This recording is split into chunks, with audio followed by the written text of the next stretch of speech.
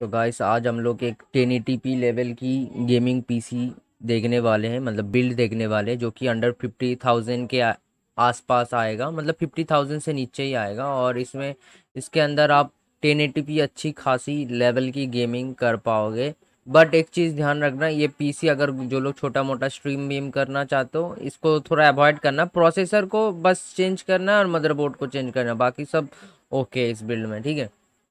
तो बिल्ड का प्राइस देख लो 50,000 के आसपास है। अब मैं बताऊंगा इसमें क्या क्या हम लोग यूज़ करेंगे। तो बिल्ड में हम लोग यूज़ करेंगे इंटेल का कोर i3। ये एक 10th gen एक i3 प्रोसेसर है इंटेल की तरफ से, जो कि 6,600 रुपये के आसपास आपको मार्केट में मिल जाएगा। 4 कोर 8 थ्रेड के साथ 4.4 गीगाहर्ट्ज़ की बूस्ट फ्रीक्वेंसी है इसके साथ 40 नैनोमीटर की आर्किटेक्चर के ऊपर है। और इंटेल का LGA 1200 सॉकेट को ये सपोर्ट करता है, ठीक है। ये वाला हमारा रहेगा प्रोसेसर। और इस बिल्ड स्पेशली इंटेल का बिल्ड जो लोग बनाना चाहते हैं उनके लिए ये बिल्ड है। अदरवाइज आप AMD की तरफ जाओगे तो इससे मच बेटर ऑप्शन देखने को मिलेगा, बट प्राइस थोड़ा इंक्रीज होगा उसमें। बट अगेन ये एक इंटेल बेस्ड बिल्ड है, तो हम लोग इंटेल की प्रोसेसर ही यूज़ करेंगे। ये जो मदरबोर्ड हमने यूज़ किया है H510M A Pro मदरबोर्ड, जो कि आपको MSI की तरफ से देखने को मिलता है। इसके अंदर आपको PCI Gen 4 का सपोर्ट देखने को मिलता है। ये आप 3200 मेगाहर्ट्ज वाली रैम को सपोर्ट करता है, बट आप बूस्ट बूस्ट कर सकते हो, उसमें कोई दिक्कत नहीं है। 1 Gbps का लैन पोर्ट देखने को मिलता है। इसमें आपको Gen 3 का NVMe का सपोर्ट देखने को मिलता है। और बाकी इसका VRAM सेक्शन वगैरह इस प्रोसेसर के हिसाब से सही है, हैंडल कर लेगा, ठीक है। अब आ जाते हैं ग्राफिक्स कार्ड हम लोग यूज़ करेंगे MSI की तरफ से आने वाला RX 6500 को 6500 यूज़ कर रहा हूँ, बिकॉज अभी दूसरे जो NVIDIA वाले प्रोडक्ट है ना वो अवेलेबल मार्केट में सही से नहीं है। तो दैट्स वाई हमें ये वाला RX का 6500 XT यूज़ करना पड़ रहा है। और ये इस प्राइस रेंज के अंदर अभी तक जितने भी मार्केट के प्राइजेस हैं, तो ये इनफैक्ट बेटर है और अच्छा ऑप्शन आपको है 20,000 के अंदर। इस वजह से हम लोग इस पे जा रहे हैं। और एक चीज़ ध्यान में रखना, ये वाला जो ग्राफिक्स कार्ड है इसके अंदर आपको PCI Gen 4 का सपोर्ट देखने को मिलता है। और हमारा जो मदरबोर्ड है वो भी Gen 4 को सपोर्ट करता है, तो आपको परफॉर्मेंस थोड़ा इंक्रीज देखने को मिलेगा बिकॉज ऑफ Gen 4 का सपोर्ट। क्योंकि Gen 3 वाले जो मदरबोर्ड होंगे उनमें थोड़ा जो ग्राफिक्स का परफॉर्मेंस होगा ना थोड़ा डाउन होगा, बट Gen 4 वाले मदरबोर्ड के साथ अगर एक Gen 4 ग्राफिक्स कार्ड आप पेयर करोगे तो डेफिनेटली परफॉर्मेंस बूस्ट देखने को मिलेगा।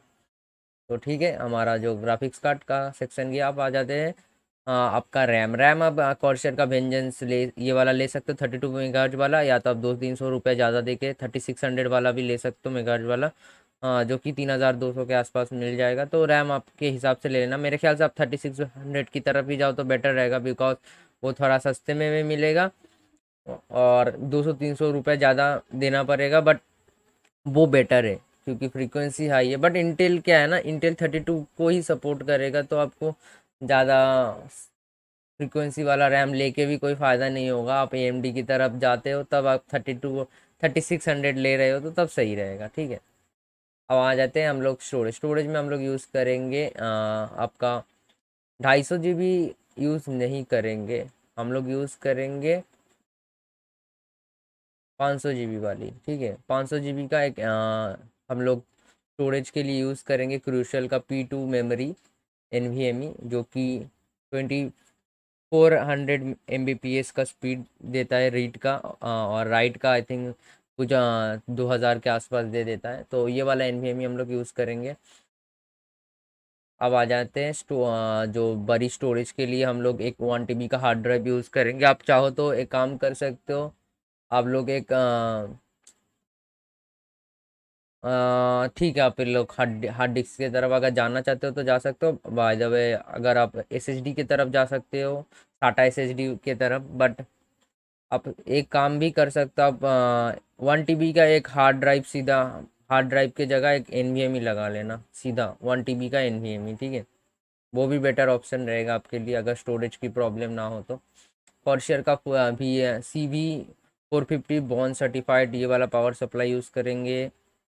बट ये पावर सप्लाई का क्या सीन है, आप चाहो तो 550 में भी जा सकते हो, 500 रुपये 600 रुपये ज़्यादा लगेगा, बट मैं 450 की तरफ जा रहा हूँ क्योंकि इस बिल्ड के लिए 450 आराम से हैंडल कर लेगा, तो कोई दिक्कत नहीं आएगी। तो इसलिए मैंने 450 लिया। आप चाहो तो 550 की तरफ भी जा सकते हो, इस प्राइस रेंज में मिल जाएगा आपको। सिल्वर स्टोन या एंटेक की तरफ से आपको 550 भी मिल जाएगा, बट मैं एंटेक की तरफ मत जाना, आप कोर्सियर, कूलर मास्टर, गीगाबाइट इनके तरफ जाना, वो थोड़ा बेटर होगा। अब आ जाते कैबिनेट। कैबिनेट इस बार बिल्ड के अंदर हम लोग एंटी स्पोर्ट का आइस 120 AG वाला कैबिनेट यूज़ करेंगे। आप चाहो तो और एक मॉडल है उसकी तरफ भी जा सकते हो एंटेक का। वो मॉडल किधर गया, वो अभी दिख नहीं रहा, बट वो मॉडल की तरफ भी जा सकते हो, वो कुछ 3600 के आसपास आ जाता है।